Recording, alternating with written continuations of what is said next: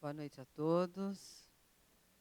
Primeiro, eu gostaria de agradecer de estar novamente nessa casa, que nos acolhe com tanto carinho, com tanta dedicação, com a simpatia de todos vocês. E o tema que eu escolhi para a gente falar sobre hoje não é um tema muito fácil, e não é um tema, mas vai ser feito de uma maneira bem gostosa. Nós vamos falar sobre desencarnação. Na verdade, o objetivo dessa obra é mostrar que cada um de nós teremos uma forma de desencarnar diferente de outra. Ah, tá. Obrigada. Para a doutrina espírita, desencarnar é completamente diferente de morrer. Porque morrer significaria aniquilar uma existência. E é impossível para nós aniquilarmos a nós mesmos. E André Luiz, no livro Missionário da Luz, ele, quando nos fala da condição de completista, que seria aquele que consegue aproveitar todas as oportunidades que a vida material oferece, e o Espírito Alexandre vem nos dizer que raros são aqueles que conseguem terminar a vida nessa existência na condição de completista. Então, a proposta que eu trago hoje é justamente para a gente saber o que fazer para poder chegarmos à vida espiritual de uma forma satisfatória. Mas antes, eu gostaria de falar uma história para vocês, é uma rápida metáfora, que talvez vai nos ajudar no momento da nossa passagem para outro plano espiritual. Semana passada, desencarnou o seu João da Silva. Ele chega no mundo espiritual e encontra Deus. E Deus pergunta a ele. Só faz uma única pergunta. Quem és? Eu sou João da Silva. Eu não perguntei o seu nome. Eu perguntei quem és. Bem, eu sou João da Silva, sou médico, um médico importante, eu fui na Terra. Olha, eu não perguntei a sua profissão. Aliás, eu quero te avisar que a maioria dos médicos perdem o diploma assim que desencarna. Eu perguntei quem és, porque para chegar no mundo espiritual é preciso muito mais que um diploma de médico. Bem, eu sou espírita, eu fui espírita. Olha, nunca digam isso. Pela simples razão, mais será pedido àquele que mais recebeu. Eu não perguntei a sua profissão. Eu não perguntei a sua religião. Eu perguntei quem és. Mas eu, como espírita, eu fiz muita caridade, eu promovi muitos encontros, eu fiz muita palestra. Eu não perguntei o seu nome, eu não perguntei a sua profissão, eu não perguntei a sua religião, eu não perguntei as obras externas que você praticou. Eu perguntei quem és. Bem, eu sou João da Silva, médico, espírita, casado, pai de 3 filhos. Quem és? Eu não sei. Então volta e retorna. E esse é o objetivo da nossa vida na Terra, responder a essa pergunta. Quem nós somos? Porque a gente imagina sempre que o que nós somos é as obras que a gente faz, mas existem as obras externas e as obras internas.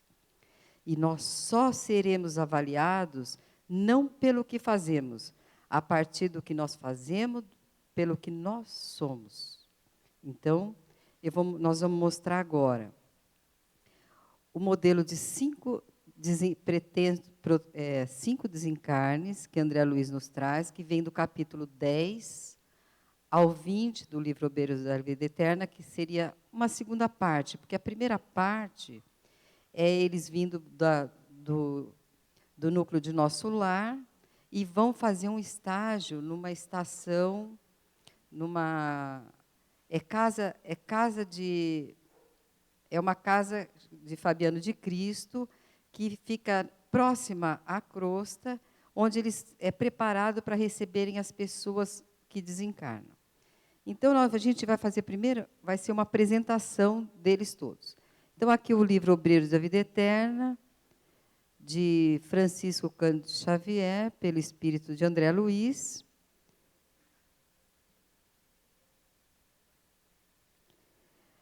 E essa exposição vai ser através do projeto Imagem, que essas imagens não são mediúnicas e nem são imagens desenhadas. E o desenhista é Mozart Couto, e ela tem autorização da FEB. Nessa imagem, a gente vê Jerônimo, é o chefe da expedição, André Luiz logo atrás, a enfermeira Luciana e, para surpresa de muitos, Padre Hipólito.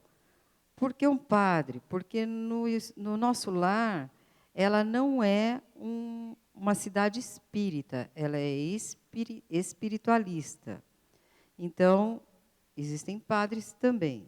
E tanto a Luciana quanto ao Padre Hipólito, eles vão ter uma atividade mais atuante na primeira parte do livro. Na segunda, vai ser mais agora André Luiz e Jerônimo. Nós vamos apresentar agora o primeiro candidato ao desencarne, ele se chama Dimas. Ele tem uma moradia humilde no interior do Rio de Janeiro. Ele é espírita, médium falante, e ele está com uma doença que é uma hipertrofia no fígado.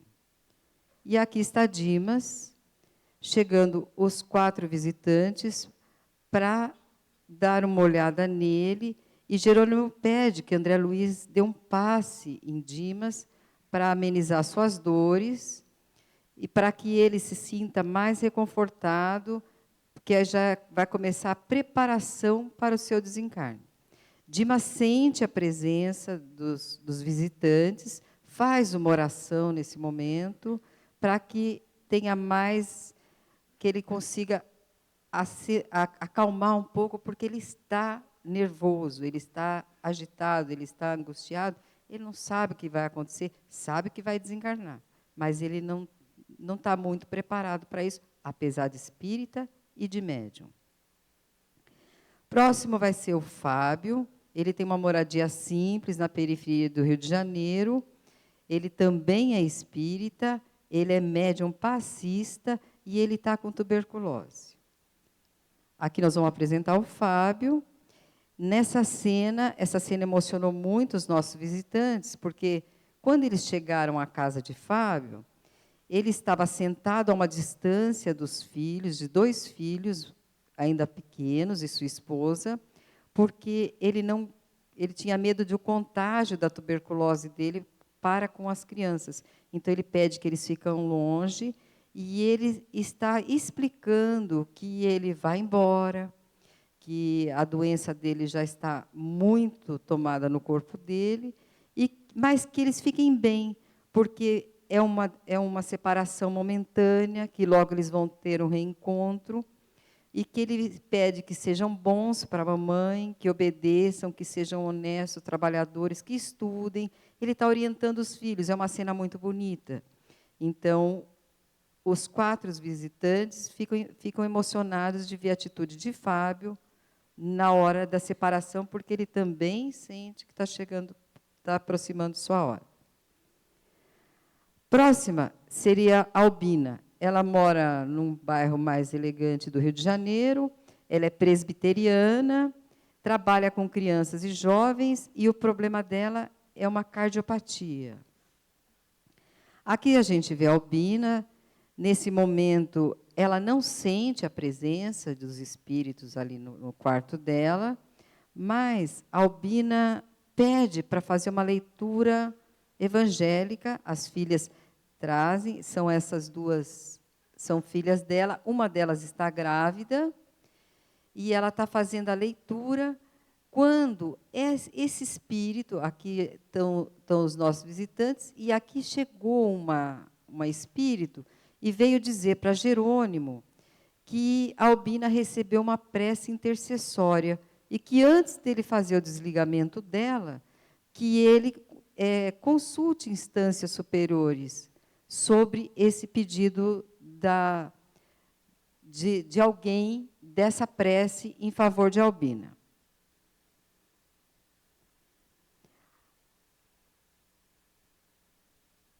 Acho que eu fui para frente. Agora nós vamos ver o Cavalcante. Cavalcante não tem uma morada definida, ele está num hospital do Rio de Janeiro. Ele sempre trabalhou, desde que ele se tornou espírita, ele trabalhou em serviço do próximo e está com o problema dele é digestivo. E aqui nós vemos Cavalcante, ele está numa enfermaria. Nessa enfermaria tem várias cenas, tem vários momentos importantes. Por exemplo, aqui está Cavalcante, ele tinha muito mérito, ele era um homem muito bom, e ele tem esse guardião o tempo todo ao lado dele para protegê-lo do assédio de outros espíritos que não querem tanto bem, que não fazem tanto bem. No caso aqui, eles estão mostrando, Cavalcante sente a presença e ele fica com medo, mas ele sente uma presença que ele não entende, ele é católico.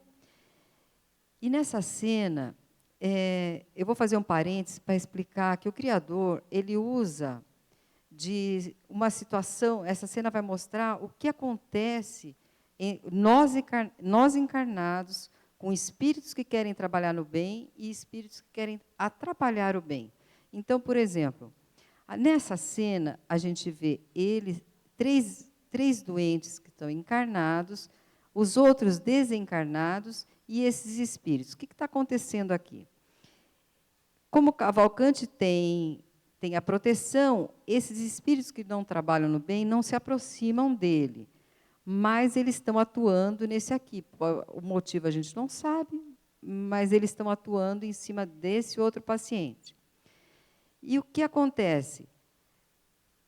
Os espíritos superiores, eles enxergam os encarnados e os espíritos inferiores.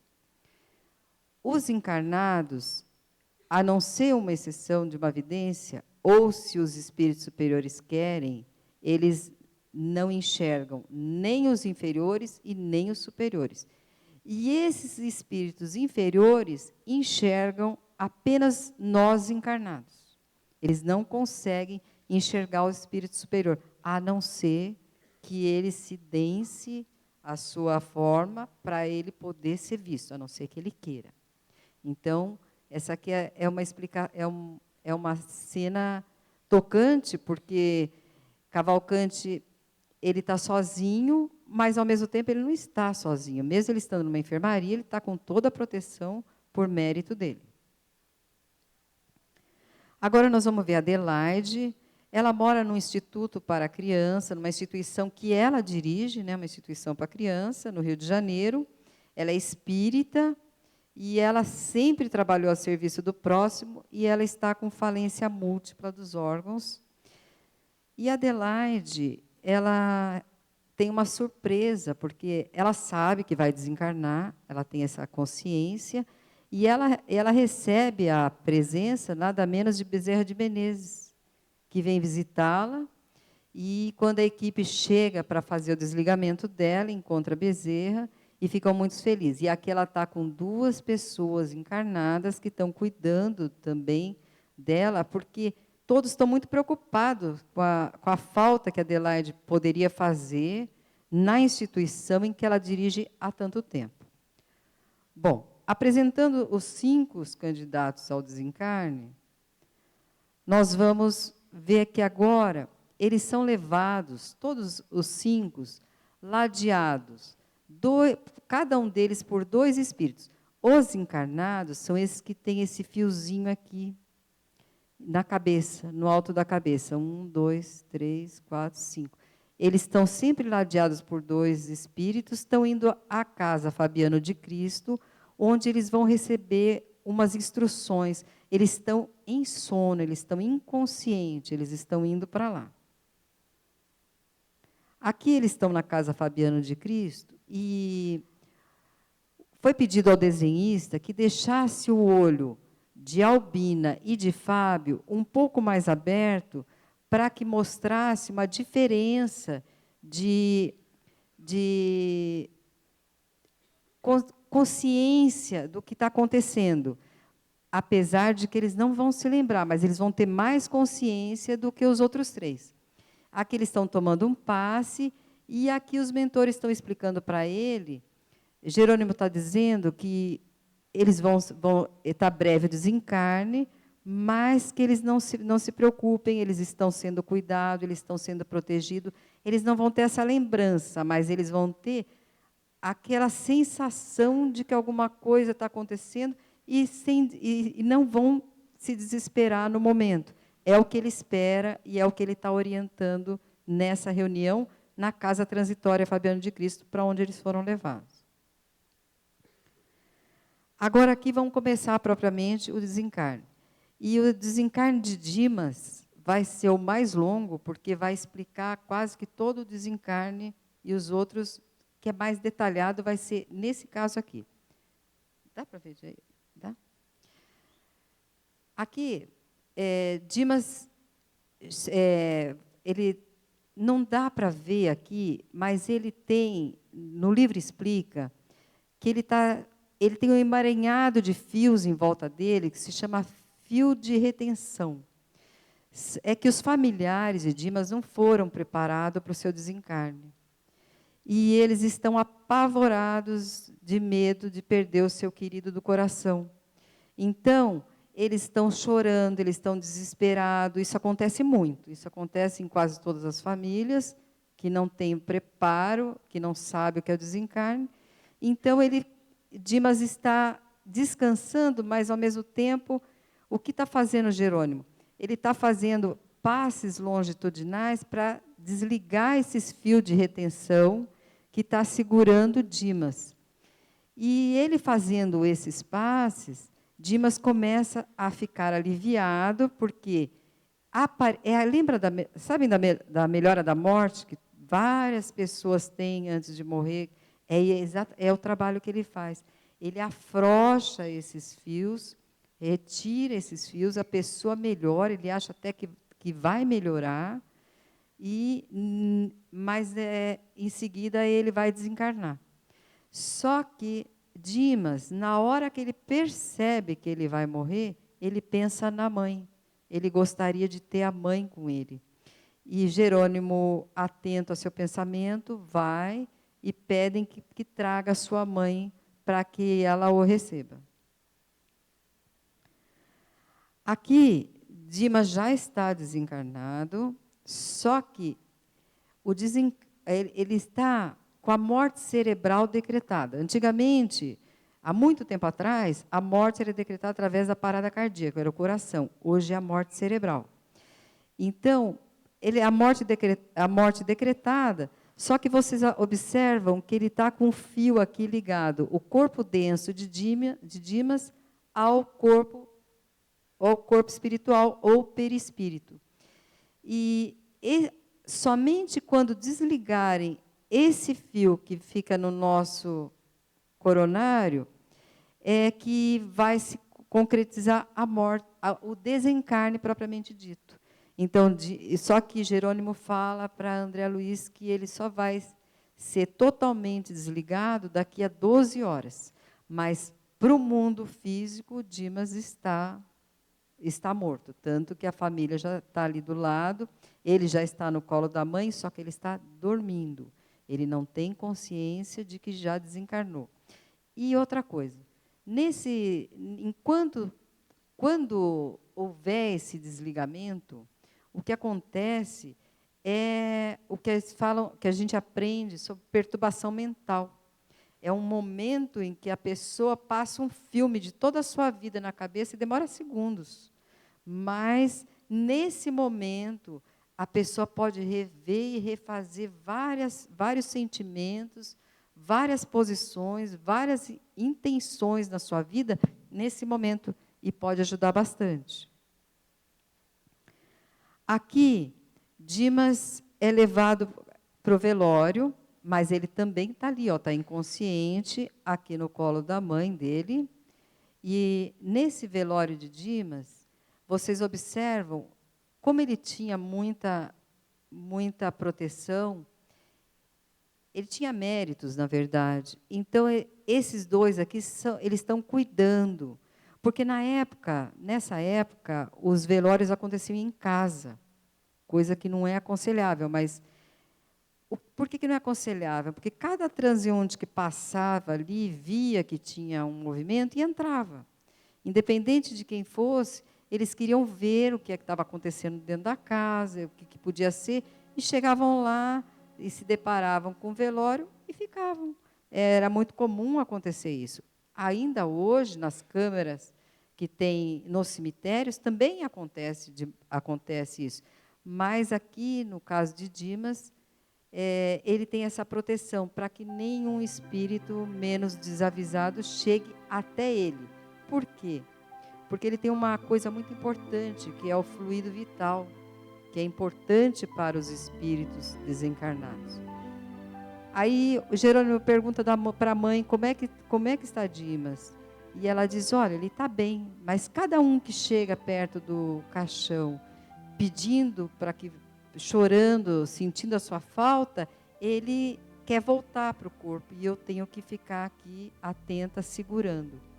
Então, é uma das coisas que a gente deve cuidar num velório, somente nós espíritas, de manter o silêncio, de pedir silêncio para um momento difícil para aquele que está partindo. É difícil para quem fica, claro, mas para aquele que está partindo é mais difícil. E o que a gente pode fazer para aquele que está ficando é dizer, olha, você pode contar comigo para o que precisares. Aí, geralmente, as pessoas, como nós espíritas, dizem, mas você é espírita, você podia me dizer? Não, eu não posso, porque a dor é sua.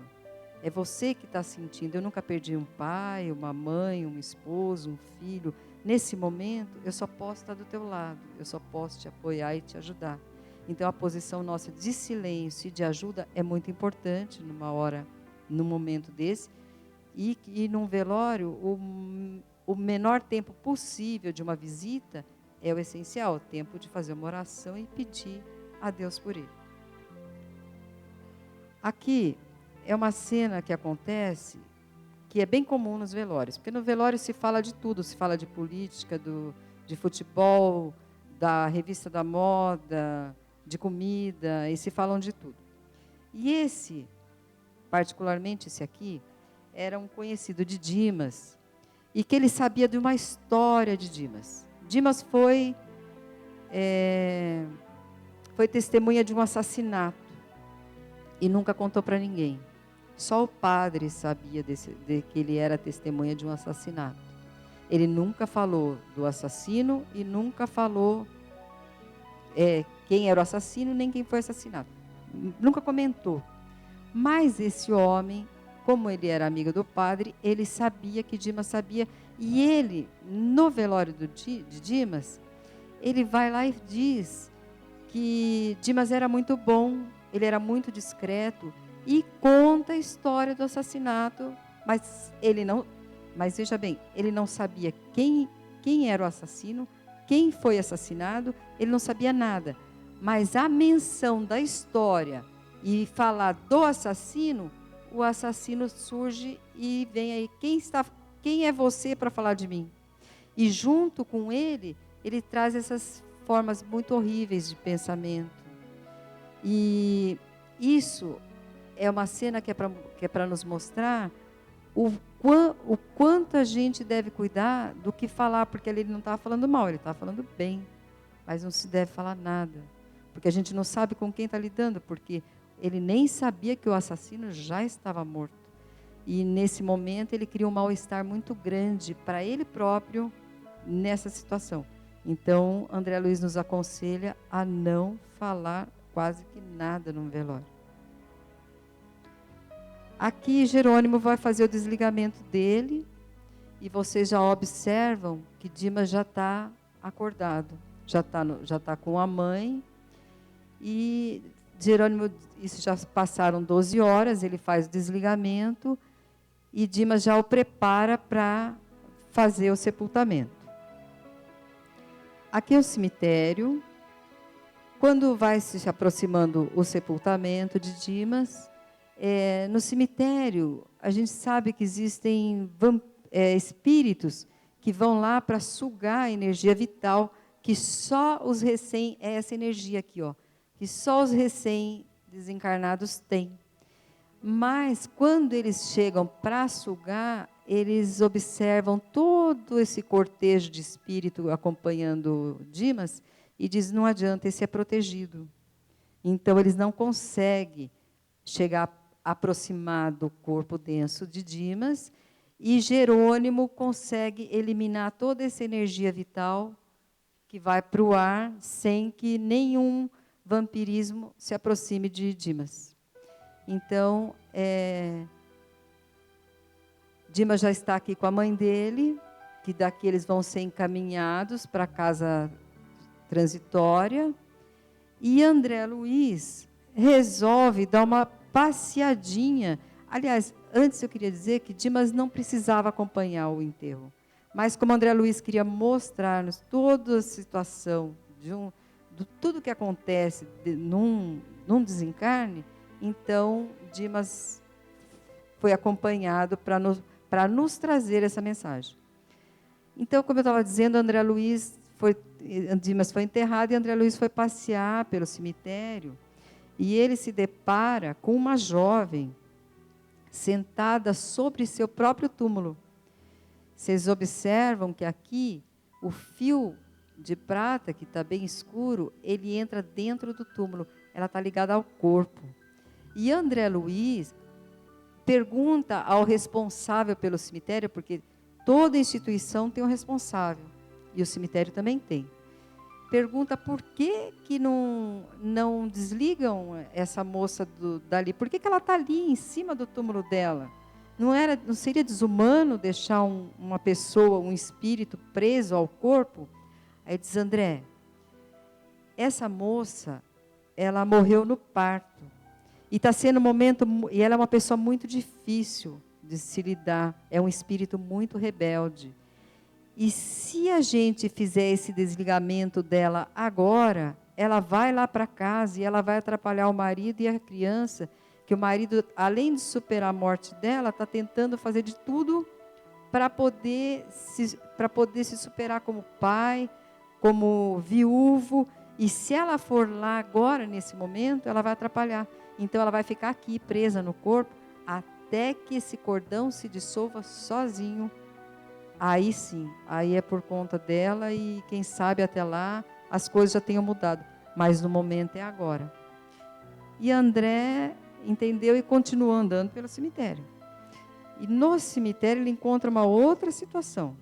Esse senhor sentado no túmulo e ele falando, cadê o meu dinheiro? E aqui a gente lembra de Jesus quando diz, onde é que está o seu tesouro, aí está seu coração. Esse é o exemplo. Ele era um homem muito rico, ele desencarnou e os filhos estão fazendo a partilha de bens de uma maneira muito correta, muito honesta. E ele, se ele for liberado também daqui, nesse momento, ele vai atrapalhar, porque ele era apegado. Então, ele vai interferir no que os filhos estão fazendo. Enquanto os filhos estiverem fazendo tudo certo, tudo de uma maneira muito correta, é aqui que ele vai ficar. Depois, acontece a mesma coisa. Aí, ele automaticamente, liberando sozinho esse fio dele, o espírito dele vai, e aí André não nos diz para onde. Bom. Agora aqui nós vamos para o Fábio. Essa cena foi colocada porque Fábio tinha o hábito de fazer o evangelho no lar. E eles mostram essa casa, um halo brilhante em volta da casa de Fábio. E eles mostram aqui um espírito, olha, que não bate palma, não pula janela, não abre portão, não faz nada, ele simplesmente entra. E na casa de Fábio não. Mas isso é a proteção, as paredes ficam impregnadas com essa energia depois de muitos anos de evangelho constante no lar. Se mudar de casa, tem que continuar em outra casa por muito tempo. E Fábio tinha essa proteção, essa imagem foi mostrada para isso. Aqui já dentro do quarto de Fábio, a situação é muito bonita, porque Fábio estava se sentindo mal e sentindo que estava aproximando a hora do desencarne dele. Então, ele é recebido, eles dão um passe nele, ele dá uma melhora, aí ele pede para tomar um banho, e aí ele pede o evangelho, faz o seu último evangelho, consciente de que seria o último evangelho que ele está fazendo, pede para a esposa que traga um lenço branco, coloca sobre a cabeça das crianças, dá um beijo em cada um deles, se despede e diz que é um até breve, que logo eles vão se encontrar, mas que no momento o pai vai ter que mudar para o mundo espiritual. E aí ele pede que as crianças saiam do quarto, pede que a esposa os leve para a sala, e ele vira para a esposa e diz assim: querida, a partir de agora, você está liberada para que refaça a sua vida. Eu estou indo embora, as crianças são pequenas, e pode ser que você encontre alguém que você precise de um ombro amigo, alguém que te console, que te ajude, e eu estou te liberando para que você seja feliz. Por que ele faz isso? Porque nós espíritas temos que ter uma consciência. Nós não somos uns dos outros, nós estamos uns com os outros. E sabendo que estamos, então você se liberta e liberta também a pessoa que fica. Porque para a pessoa que fica, arrumar uma outra pessoa, pode surgir uma culpa. Mas aí a culpa é problema dela. O marido dela desincumbiu de qualquer responsabilidade sobre essa culpa, porque dificilmente o ser humano não tem essa culpa. Então, para que você não leve embora e para que liberte aquele que fica, é uma situação importante que André Luiz fala no livro também. Aqui Fábio já está desencarnado, ele está no colo da esposa, o corpo físico com a esposa e o corpo espiritual com o pai. Mas ele tá ligado e ele vai ser desligado, diferentemente de Fábio, que levou 12 horas, em 2 horas eles fazem o desligamento total. Agora, uma coisa, eu não sei se eu falei. Quando faz esse desligamento total, sabe quando você chega perto de alguém e você olha no caixão e ela está curada, está bonita, ela está com aquela energia ainda. A hora que desliga, é como cortar uma flor da árvore, ela murcha, né? E a mesma coisa acontece, o corpo fica cadavérico automaticamente. É que aquele fluido já não está, aquela energia vital não está passando mais para o corpo denso. Aqui, olha a consciência de Fábio. Ele já está na casa transitória Fabiano de Cristo e ele recebe a visita da esposa em sonho. Ela é trazida para conversar com ele, e eles conversam, mas com uma tranquilidade, uma serenidade muito grande, que só aquele que sabe viver bem consegue morrer bem. Então, essa cena é só para mostrar a importância de você fazer o que a gente tem aprendido, colocar em prática aquilo que a gente aprende, né? Aqui, vocês lembram que na cena de Albina, ela tinha recebido uma prece intercessória? Então, o que aconteceu aqui? Essa história, André Luiz fala assim, ela não vai desencarnar, muito pelo contrário, ao invés de eles fazerem o desligamento, como ela tinha um problema no coração, eles alargaram o fluxo de sangue para o coração, para que ela recebesse mais um tempo. Então, por quê? Esse menino é criado por ela e ele chama ela de avó, mas ela não é avó dele. Antes desse menino desencarnar, ele veio com a missão de continuar o trabalho da instituição que ela cuida.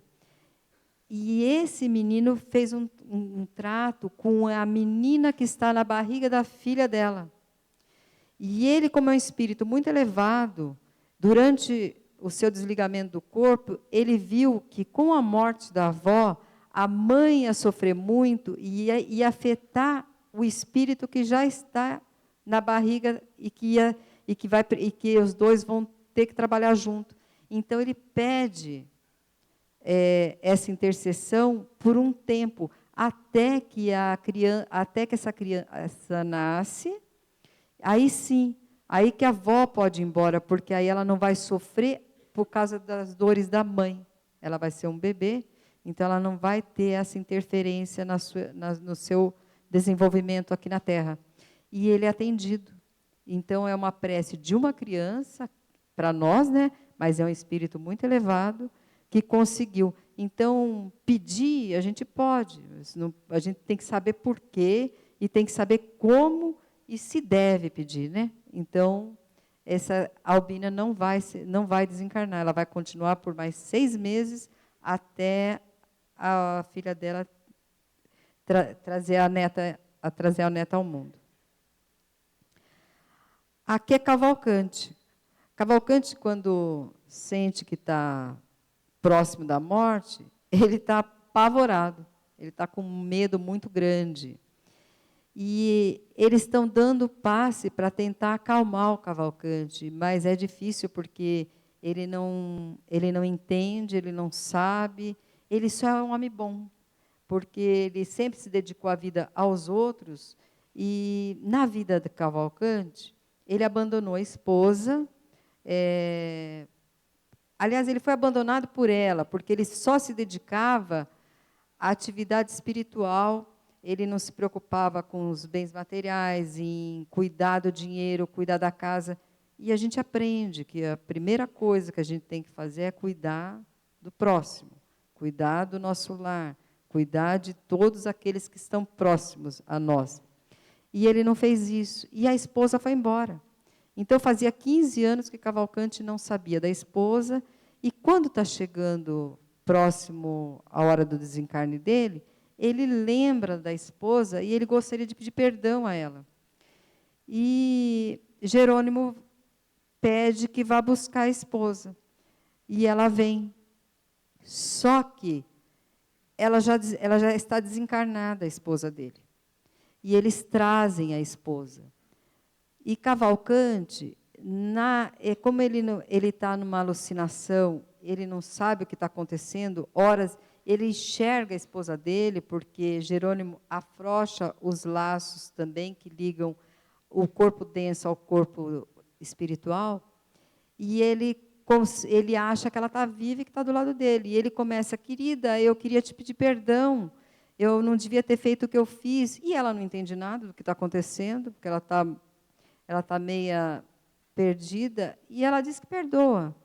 E quando ela diz que perdoa, ele fica muito feliz. Mas, como ele está muito exaltado e ela também não está entendendo nada, Jerônimo pede que a levem embora. E quando ela sai, ele começa a gritar na enfermaria: não vá, querida, não vá. E aí a enfermeira vai atrás do médico e diz: olha, o nosso Cavalcante lá está maluco, beleza, ele não está falando coisa com coisa, está chamando o outro. E o médico vem e aplica uma injeção para antecipar a morte dele. E não deu tempo de Jerônimo e André Luiz fazerem nada. Então, ele aplica a eutanásia. E aí, o corpo perispiritual que estava saindo, ele volta para o corpo.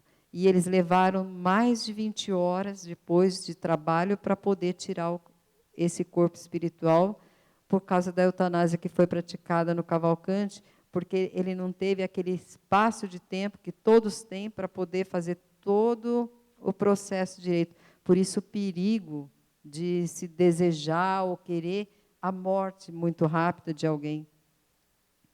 Eu até, esses dias, estava falando disso, porque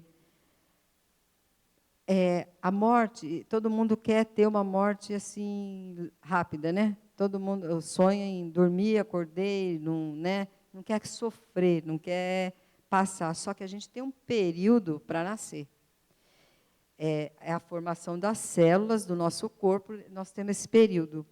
E nós temos um período também para morrer. Não tem uma hora certa, mas tem um período. E o ideal é que esse período seja usado independente do tempo, porque é o tempo necessário para que a gente chegue bem do outro lado. E eu numa outra palestra, estava conversando e disse para assim, olha, e essa morte lenta é o que eu desejo a vocês. E uma pessoa na primeira fila assim, obrigada igualmente. Tá difícil, né? Bom, Cavalcante, então, desencarna dessa maneira que deu muito trabalho para a nossa equipe espiritual ali. Aqui é a nossa última desencarnante. Ela tem consciência de que vai embora e ela pede que Zenóbia que cuida da casa transitória de Fabiano de Cristo, faça uma reunião com todos os trabalhadores da instituição que ela trabalha, todos são encarnados, olha, e explique que vão ficar bem, que ninguém fica desprotegido, que a instituição é de Cristo, que a obra é de Cristo e que libertem Adelaide, para que ela está na hora dela ir embora, ela já tinha cumprido a missão dela. Então é uma reunião muito bonita, em que todos os encarnados estão lá para ouvir e para que ajudem a Adelaide na hora do desencarne. Aqui Bezerra de Menezes vem buscá-la, e quando eles chegam para fazer o desligamento, ela mesma já fez desligamentos totais, porque o desligamento começa dos pés até a cabeça. E ela já fez todo o desligamento dela, só falta o da cabeça. E ela agradece a todos eles, ela agradece a vida, e ela está muito feliz de poder estar partindo naquele momento. Aqui o Jerônimo, ele desliga o último fio dela e ela faz um pedido a ele. Ela pede a ele que vá com eles até o corpo, porque ela precisa se despedir do corpo. Ela precisa agradecer ao corpo dela, que lhe serviu de instrumento por todos esses anos. E aqui está ela se despedindo do corpo. No livro, ela faz uma oração muito bonita, que até é uma hora que vocês puderem, peguem e leiam essa oração. É muito bonita, ela se despedindo do corpo. Aqui é um velório sem grandes tumultos, sem problema nenhum. É dentro da instituição que ela trabalhava, com muito encarnado e desencarnado. E Zenóbia e Adelaide se despede. E essa cena é como se eles estão indo embora, agora todos eles saindo da casa transitória Fabiano de Cristo, indo em direção ao nosso lar. E é como se eles nos quisessem dizer que para viver bem é preciso trabalhar no bem. Boa noite a todos. Obrigada.